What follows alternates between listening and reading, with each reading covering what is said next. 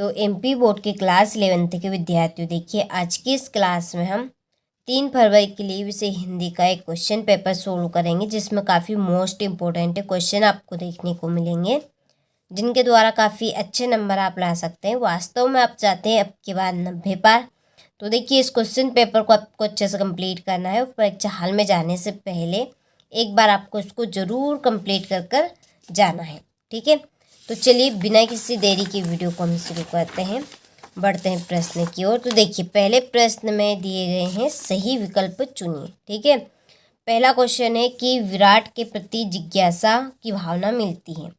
तो विराट के प्रति जिज्ञासा की भावना किसमें हमें देखने को मिलती है? तो इसका आंसर है आपका छायावाद। दूसरा प्रश्न है कविता आओ मिलकर बचाए में चिंता व्यक्त की गई है। तो इसका आंसर है आपकी आदिवासी समाज की।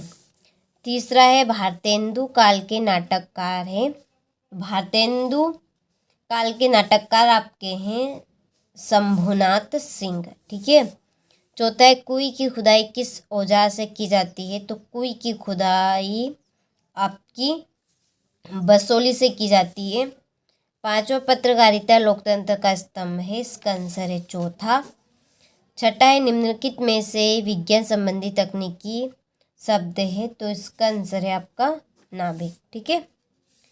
क्वेश्चन नंबर 2 है रिक्त स्थानों की पूर्ति कीजिए। तो देखिए पहला है कि कबीर ने ईश्वर की डेढ़ सत्ता मानी है। तो इसका आंसर है आपकी एक सत्ता को माना है। दूसरा है काव्य में संधु ककड़ी भाषा का उपयोग डेडेस ने किया है। तो इसका आंसर है आपका कबीरदास ने।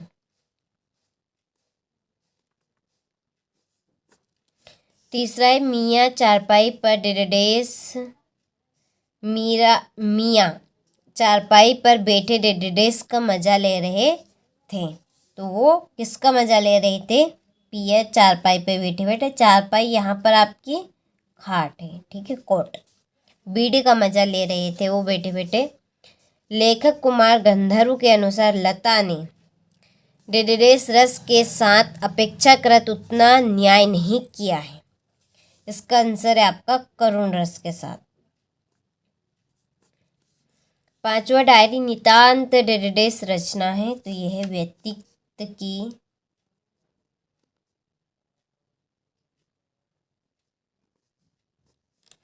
छठा है काव्य का सौंदर्य बढ़ाने वाले धर्म डेडेस कहलाते हैं। तो इसका आंसर है आपका अलंकार, ठीक है। चलिए स्क्रीनशॉट आप ले लीजिए यहाँ से। ये पहली जोड़ी है आपकी सबसे खतरनाक। तो इसकी जोड़ी है आपकी अवतार सिंह संधू पास। दूसरी जोड़ी है गलता लोहा, इसकी है शेखर जोशी। और तीसरे आपकी आओ आधारी, इसकी जो जोड़ी है देखिए वो जोड़ी आपकी रहेगी जो आधो आधारी है, वो जोड़ी आपकी रहेगी बेबी हालदार, ठीक है। ये आपकी तीसरी जोड़ी है। और सोलेखन की आपकी जोड़ी बनेगी यहाँ पे डायरी, ठीक है। सोलेखन की जोड़ी है डायरी। और सिमथी की आपकी जो जोड़ी है तो वो है आपकी रामधारी सिंह दिनकर। और छठी है तो ये आपका एक निपात शब्द है भाव पल्लव। तो ये आपका भाव विस्तार है, ठीक है। चलिए तो यहाँ पर जोड़ी का स्क्रीनशॉट आप ले लीजिए अच्छे से। इसके बाद में देखिए एक वाक्य में उत्तर है। पहला है रीतिकाल को अन्य नाम क्या दिया गया है। तो श्रृंगार काल दिया गया है। तो इसमें आपका आएगा श्रृंगार। दूसरा है नेहरू जी के सांवले का जवाब किस व्यक्ति ने दिया था। तो पालर पानी ने।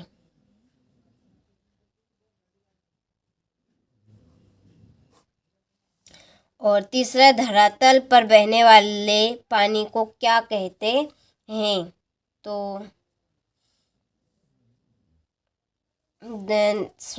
धरातल पर बहने वाले पानी को पालर पानी कहते हैं, ठीक है। ये आपका इसका आंसर है। और ये जो इसका आंसर है वो यहाँ पर मैं लिख देती हूँ, गलती से मिस्टेक हो गई। ये आएगा हट्टे कट्टे जाट। ठीक है, चलिए चौथा है, पट कथा की मूल इकाई क्या होती है? तो दृश्य होती है। क्या होती है? दृश्य। काव्य के कितने भेद होते हैं? तो काव्य के आपके 2 भेद होते हैं। विस्तृत कलेवर वाले काव्य को क्या कहते हैं? महाकाव्य कहते हैं। छठा है, सूत्र रूप में कही गई बात को विस्तार से लिखना अथवा समझाना क्या कहलाता है? तो इसका आंसर रहेगा भाव पल्लव।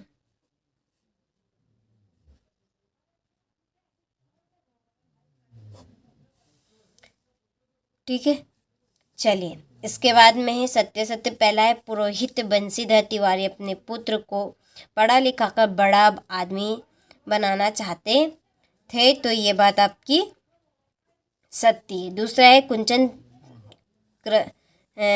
कृष्ण चंदन को सन 1969 में पद्म भूषण से सम्मानित किया गया है, तो ये बात सत्य है। भारतीय संगीत सुर ताल राग और काल से संबंध है, तो यह आपका सत्य है।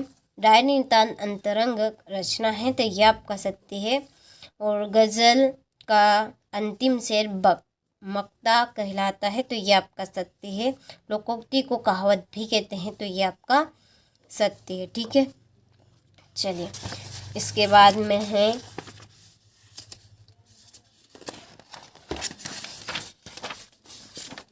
देखिए, तो इसके बाद में छठा प्रश्न, निर्गुण धारा और सगुण धारा में अंतर बताना है। सातवां, मानव शरीर का निर्माण किन पंच तत्वों से हुआ है? आठवां है, कहानी के तत्वों का उल्लेख, यह आपका 9वां हो गया। 10वां प्रश्न, रेजानी पानी किसे कहते हैं?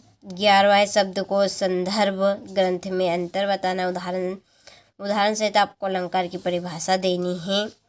ठीक है, इसके बाद में गजल की कुछ विशेषताएं और बारीकाई बताना है। मुहावरों लोकोक्ति में अंतर, अर्थ के आधार पर वाक्य, कवि या त्रिलोचन का निम्न बिंदुओं पर आपको यहाँ पर, ठीक है, काव्यगत परिचय लिखाना है।